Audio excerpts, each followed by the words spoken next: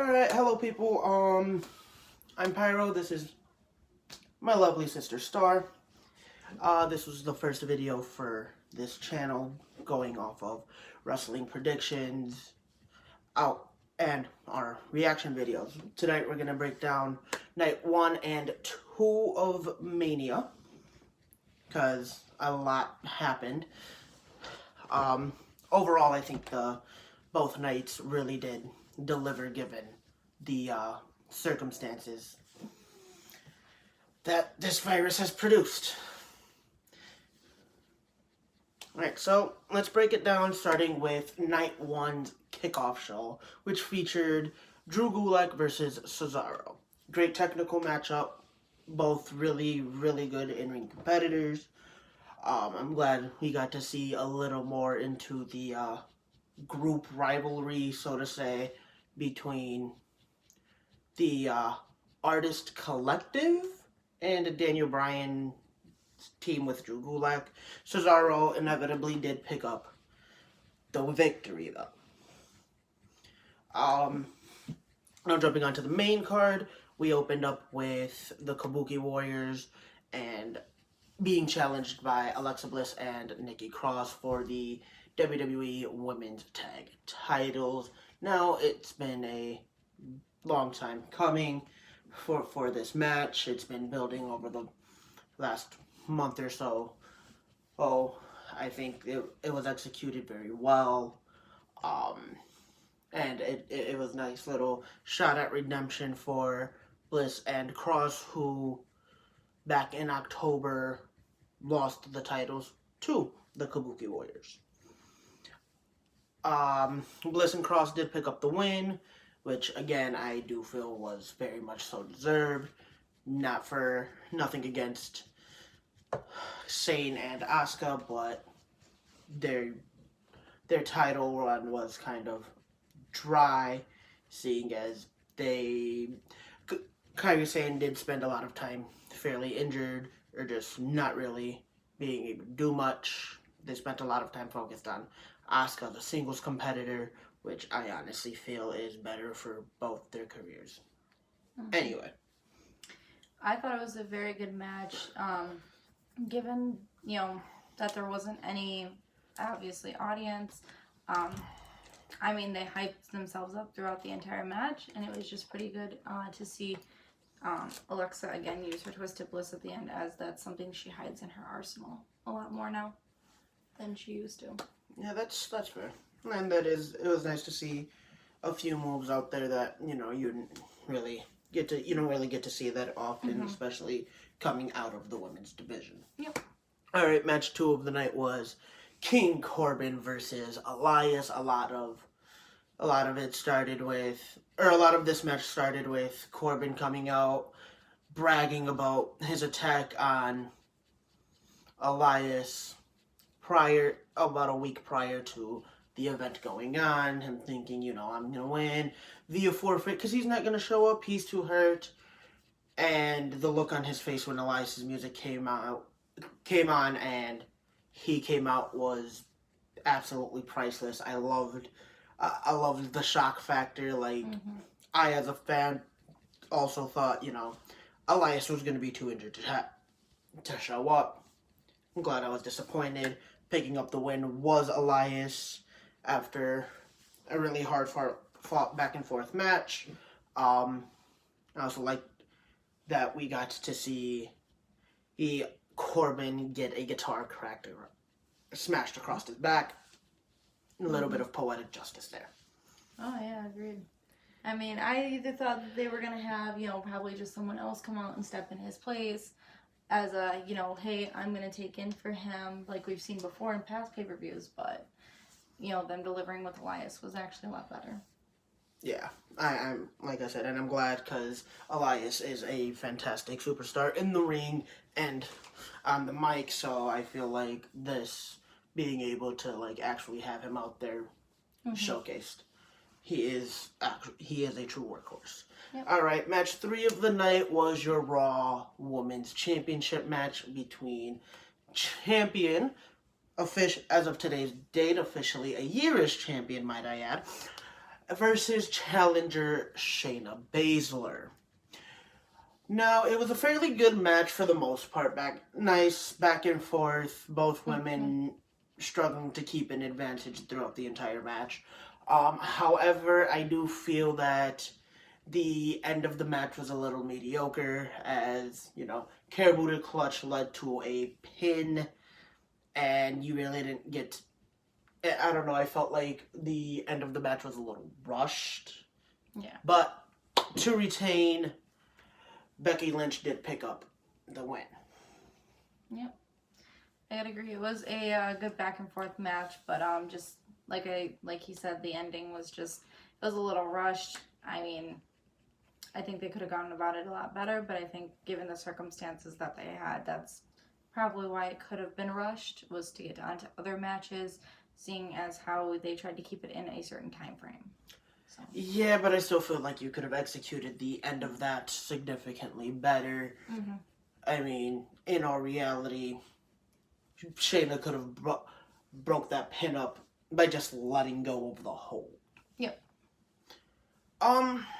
But I digress. Match 4, you had Daniel Bryan challenging Sami Zayn for the Intercontinental Championship, an opportunity given to him by a win on Friday Night SmackDown the week prior, by his friend Drew Gulak over Shinsuke. Mm-hmm. Again, this was a really good technical matchup. I had said it in her prediction video. Keep your head on the swivel. You knew Bryan was gonna go in with Drew Gulak on his side. With Drew Gulak on his side, but having to keeping eyes on the back of his head because you knew Cesaro and Shinsuke were going to get involved, which inevitably did happen, and as a result, caused enough of a distraction at one point in the match after they took out Gulak. For Zayn to pick up the win. Mm-hmm. I would love to see this match again, however, because, again, it was just really well. They told a story with it. I enjoyed it greatly. I agree. I'd love to see the match again, just especially with a crowd being behind them, as everybody has said, and we have said, and we'll probably say numerous times throughout the video, we really did miss the crowd. The crowd, honestly, in my opinion, yes, you have the biggest crowd at home, but the crowd in the audience makes the show, as well as the stars in the ring.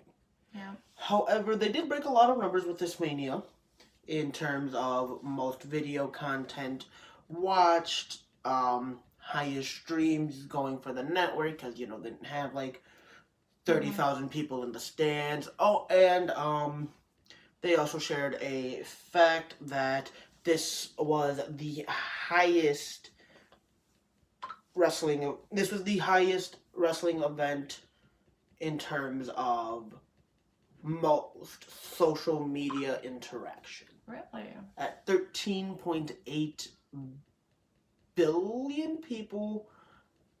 So I think that was a pretty cool fact to learn at one point.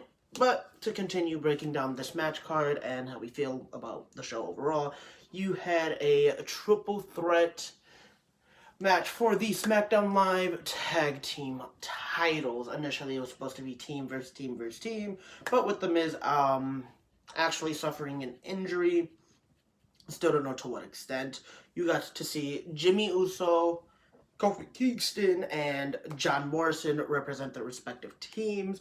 Overall, absolutely fantastic match. Mm-hmm.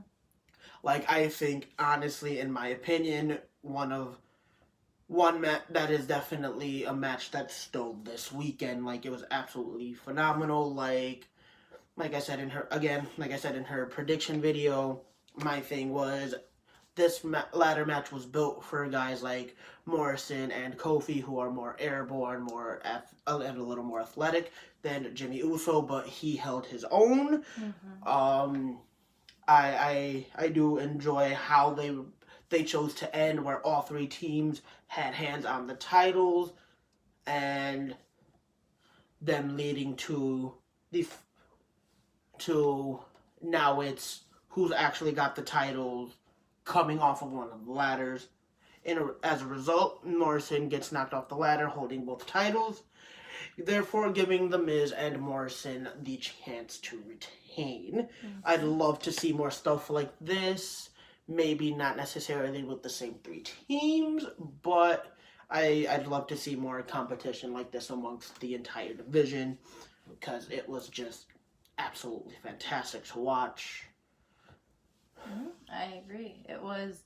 They mentioned a couple times in the commentary about parkour and everything, which does favor Kofi Kingston and John Morrison as they're the high flyers and they love just kind of jumping and moving around. So yeah, that's more or less John Morrison's lifestyle, to say the least. Like I said, I'm really glad with how they were able to deliver. Because again, no crowd, the crowd pop would have been amazing. They were able to fuel themselves. Yep.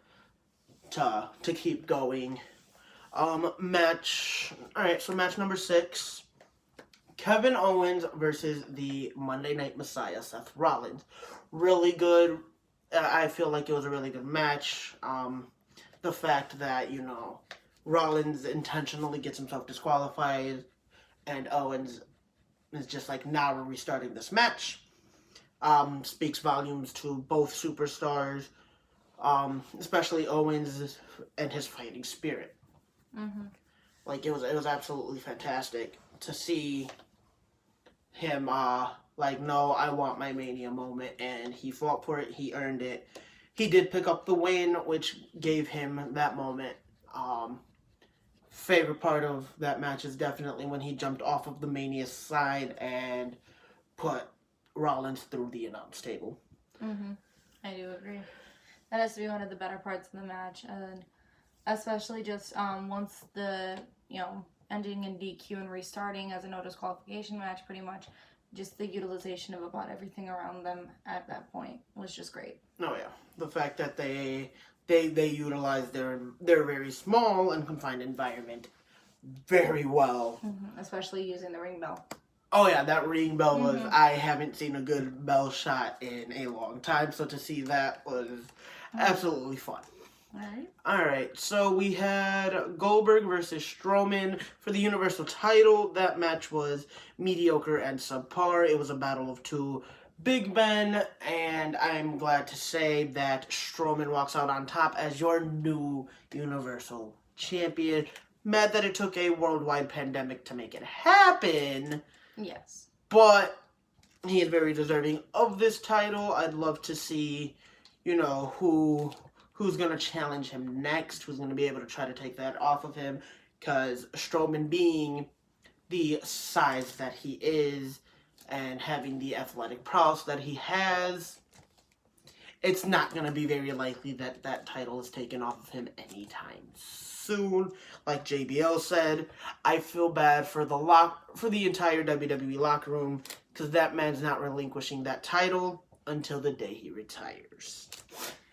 I do agree. It was a very mediocre match. It was more just, let me see how many of my technical, like my small moves, like my signature and my finisher, that I can get done on you before you can get yours done on me, which was really just kind of sad. I mean, it took, 3 spears? He tried to go for a jackhammer. 4 spears?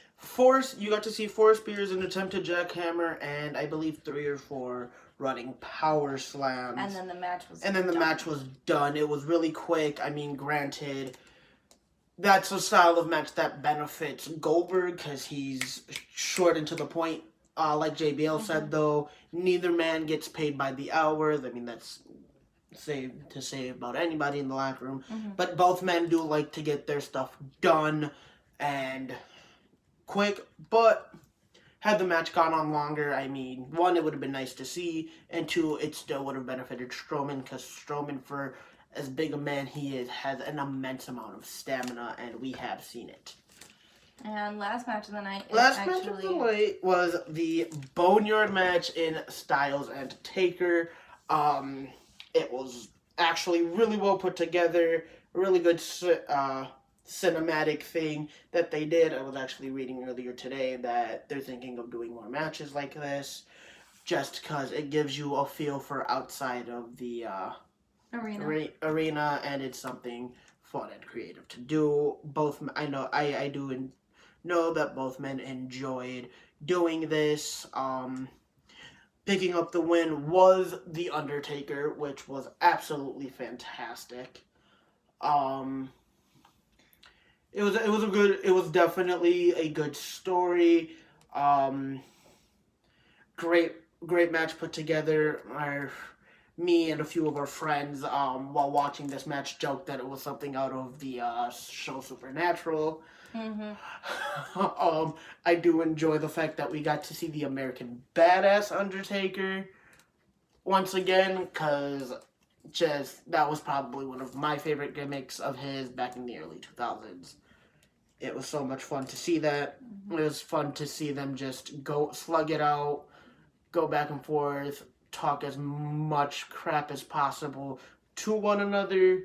I know I was reading that, that was something that while filming this 8-hour project, they were encouraged to talk as much as humanly possible. Mm-hmm. A lot of it was actually improvised smack talk, which was great. I know a lot of the people that you saw, with the exception of Gallows, Anderson, Styles, and Taker, were actually all local hires. They built the set.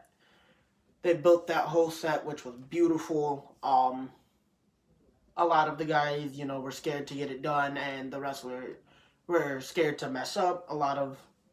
And the guys involved were like, "We're gonna help you make sure you get this right, so that way you're not nervous." Because like they did a good job of encouraging the rest of the local talent in that production.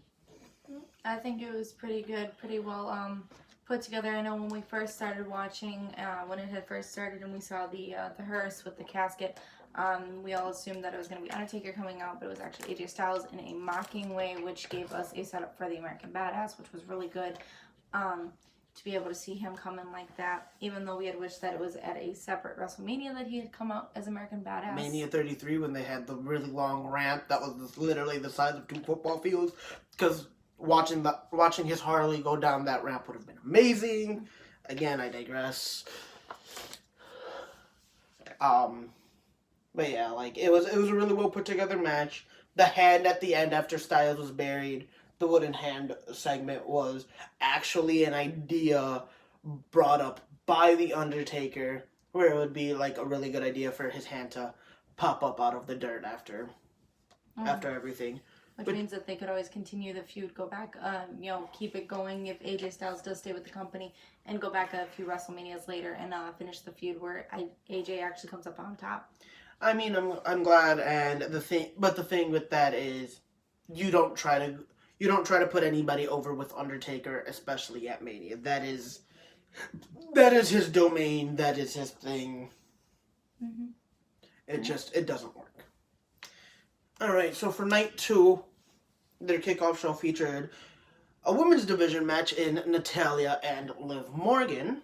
Liv Morgan picking up the victory. I believe she really did earn that. It was absolutely a great match to see. You got to see them pull out all the stops for that, because they weren't necessarily worried about. You can see that a lot of the talent from night 1 and what night 2 was, they weren't really worried about the in-person crowd, because obviously there was no crowd. So you can see a lot more effort on their part to make sure it was still done right.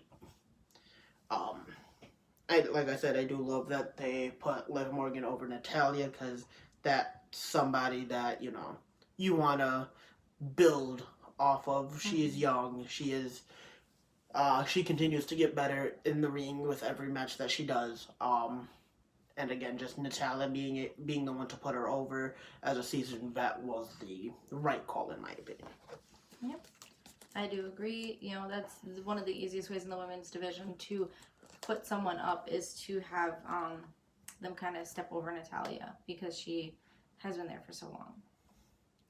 All right, so the first official match on the card, they opened up with the NXT Women's Championship. Charlotte Flair challenging Rhea Ripley. It was a nice back and forth. Neither woman really able to build an advantage for very long. Um, Getting to see the Riptide early and it was a bit disappointing because you knew from the get go, as any smart wrestling fan knows, if you're kicking out of the biggest move, right away, you're probably going to be the one to win the match. However, I do love the fighting spirit showcased by the young Rhea Ripley, um, and the pride she had in defending her title. Um, Charlotte did inevitably walk out with the win, so I'd love to see where they go from here with that. Is it because again this also solidifies NXT as the third brand.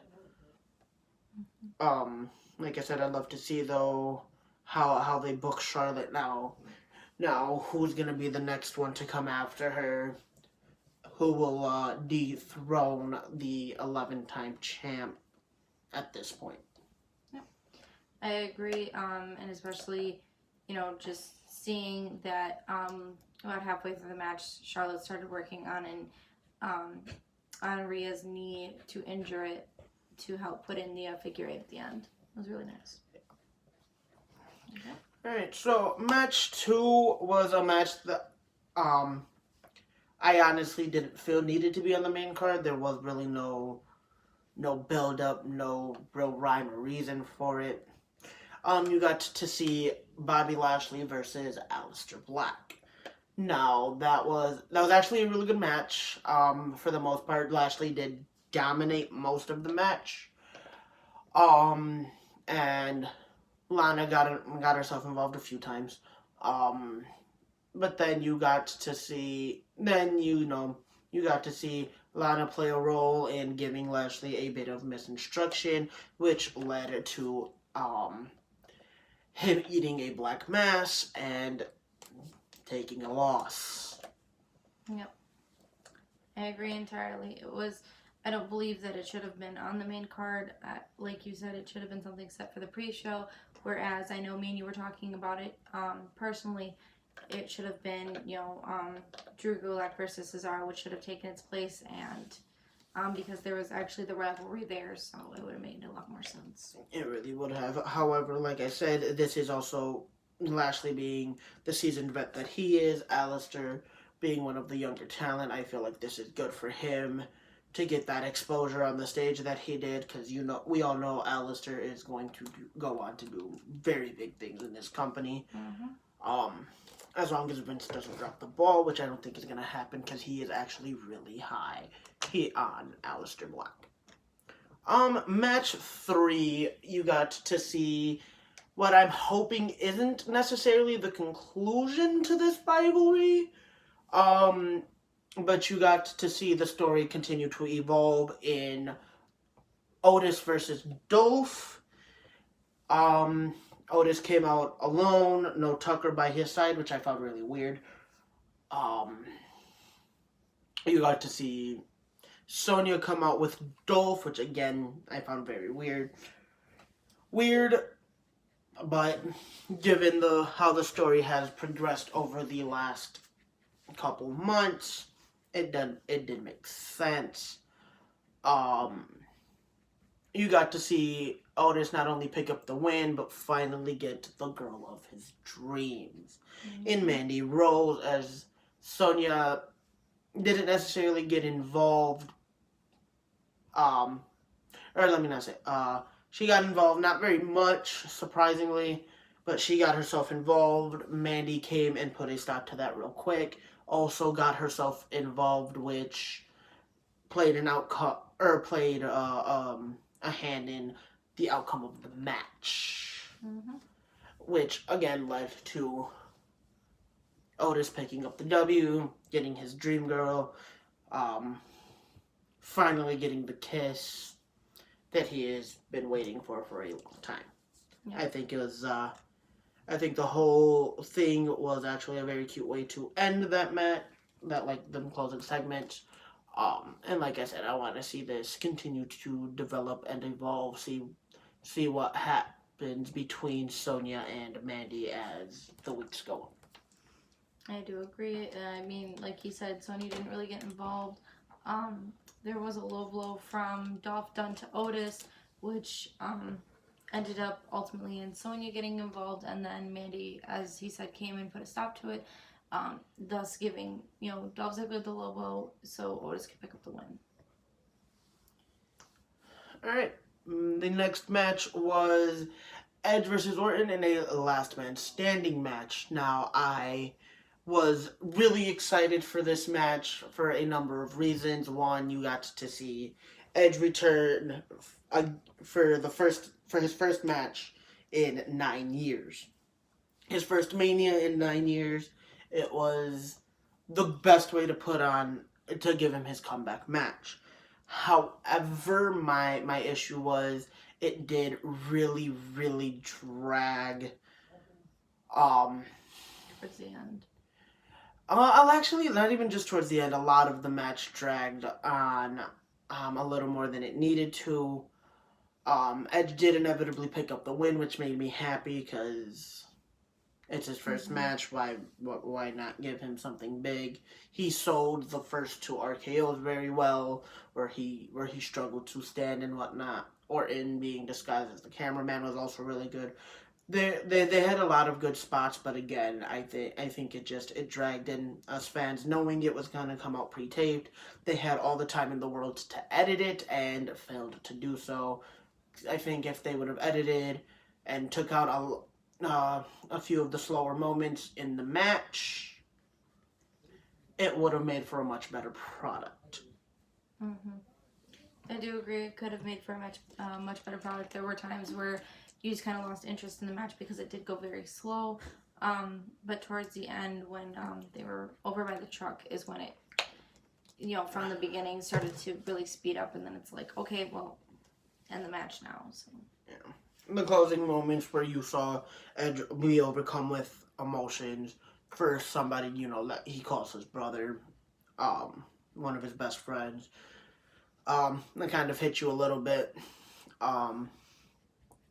And like I said, I'd like to see where this storyline goes. Just because I think I think you're at a moment now where you can continue to build on it, and I think this is probably far from done. Next match was the Raw Tag Title match. Keep going. Was the dog? Holly. Come on. The next match was the match for the Raw Tag Team titles. You had the Street Profits defending against Angel Garza and Austin Theory replacing an injured Andrade with Zelina Vega at their side. Zelina tried a few times to get involved, really didn't work out in their favor. The Street Profits inevitably pick up the win and retain their titles, which makes me happy because, again, for such a young team to have this level of success so quickly, it's not really common. But again, it is absolutely great to see them taking such an interest in the young talent. It was a really good match, really good back and forth. You got to see guys they would never really pay attention to prior to these circumstances. Unfortunately to say, it is the truth. But you got to see guys like Angel Garza and Austin Theory, which are absolute workhorses. They are amazing in the ring. So like I said, just getting to see them on this platform, it was really good, really fun to watch. The match, I don't think the match really had a slow moment. You were invested the entire time, or at least I was. And like I said, given that match, I'd like to see more matches like this. I do agree. And then also saying about the match, even after it ended with Zelina Vega coming and attacking Bianca Belair's husband. Oh, I forget the name of Montez Ford. Montez Ford. You got to see Bianca Belair actually come out and help defend her husband's pretty much honor and take down Zelina Vega. And then the Street Profits came in, took out Angel Garza and Austin Theory again, with the Street Profits standing tall with Bianca Belair on their shoulders. It was really nice. Yeah, that was nice that they got to involve his wife and probably one of the better young female talents on the WWE roster.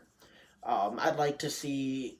I'd like to see what they're gonna do with Bianca Belair from here on out. Because again, she is young, but she is very talented, and it's hard not to be invested in her. Yeah. Okay. All right, match 6 on the card. You had your Fatal 5-Way elimination match for the SmackDown Women's title, and you had Bayley defending against Lacey Evans, Naomi, Tamina, and her best friend Sasha Banks. Now you got to see a lot happen right here. There was a lot of really good spots. They told a really good story, especially as they dwindled down in numbers. At one point, you got to see a mini Team Bad reunion, which was actually really fun for me to watch, as that was a team that was so pivotal in the women's revolution early on. You got to see once they took out Tamina and it continued to dwindle down. You got to see a lot of story involving Bayley, Sasha, and Lacey, which was really nice because that was a rivalry that I felt was left unfinished, and I feel like you can continue to do more with. I agree on the last point that you made, but for me, the match wasn't as good. It was more of just trying to find a spot to watch with the camera where everybody else was just kind of running around. And then once we got to the Team Bad reunion, it kind of had everybody invested for a little bit where they thought they were going to go against everybody else. But Tamina quickly put an end to that, which I didn't want to see right away. They took down the numbers. You got to see a small side of Sasha wanting to turn on Bayley, but knowing that it wasn't the right moment, taking out Lacey Evans with Bayley, and then just ultimately putting the title around her and glancing down at it at the very end, going, "I'm going to be taking that from you." They did tease that turn, but they've been teasing that turn for how long now? At this point, if it's gonna happen, please make it happen. But yeah, you got to see a lot of you got to see a once the miscue happened, with when it became the last 3. I for sure thought, all right, this is it. Sasha's gonna take out Bayley. We're gonna have a new champion. That's not the case. The fact that Bayley retained, nothing against her. She is a very deserving young female, but I think it's time for her title reign to come to an end. Agreed. Granted, it is a record-breaking title reign because she is the longest reigning SmackDown champion to date at 300, and today would be 319 days, I believe. I believe so. All right. Next match on the card was your Firefly Funhouse match. That match was definitely something weird, something new, something different. Another cinematic style match where you got to see a lot of used to be. A lot of used to be. You got a huge nostalgia feel for what was a lot of that match. You got to see a really good story though. It was a good way to give Bray his redemption without actually, putting on a match without actually having to put on a traditional actual match. In terms of where Cena is at this point in his career, because I feel like it was just really well put together. The Fiend did end up walking away with the win. In some way, shape, or form. However, I would love to see how they progress with this now.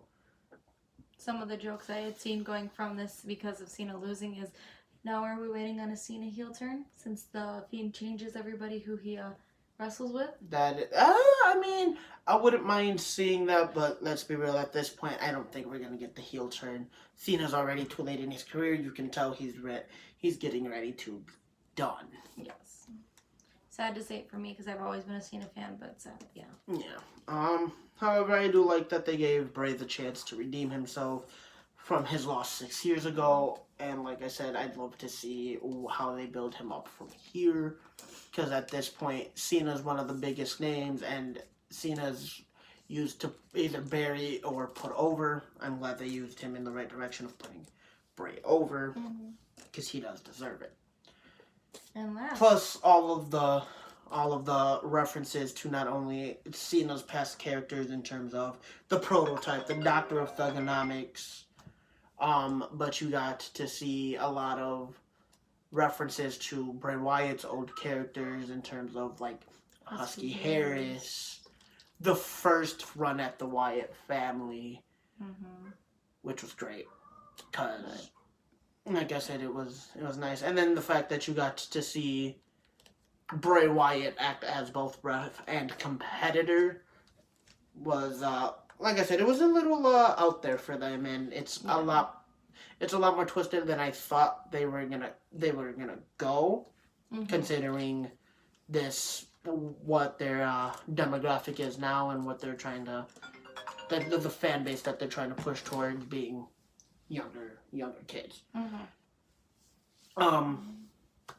Last match of the night was Drew McIntyre, your 2020 Royal Rumble winner, taking on the Beast Incarnate, Brock Lesnar.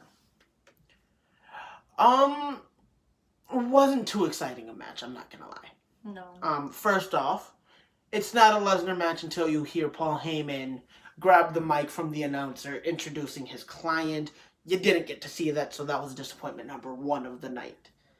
Disappointment number 2 was there really was no back and forth. You saw suplex, F5, F5, F5, and like 4 claymores to end the match, putting Drew McIntyre as your new and first ever Scottish-born WWE champion.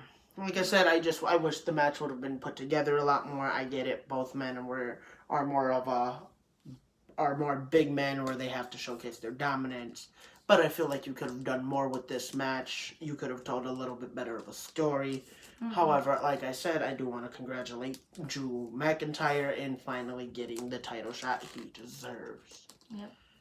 Agreed. And I've watched a lot of Drew McIntyre matches since he's been back, and it's, he does a real good job at telling the story during his matches, but, being just this match and just this rivalry, it could have been a lot better, but it was just a really, let's get this done quick and over with and throw it out the door, pretty much, match.